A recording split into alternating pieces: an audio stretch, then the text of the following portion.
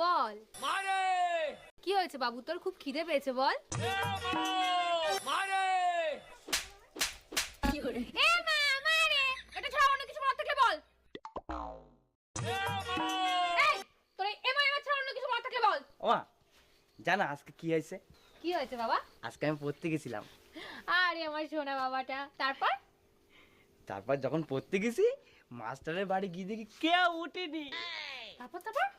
তারপর গিয়ে দেখি মাস্টার ওর বউরে জড়িয়ে ধরে ঘুমিয়ে আছে। আমি বলতে নেই বাবা, তুমি পড়াশোনায় মন দাও। তারপর কি হলো? তারপরে মাস্টারের ঘরের সামনে গেলাম, গিয়ে বললাম দরজা খুলে দেখে তোরে হাবল এসেছে। তোরা বলেছি না তুই এটা বলবি না। ঠিক আছে। ও শোনো না। হ্যাঁ বল। দরজা খুলে দেখে তোরে হাবল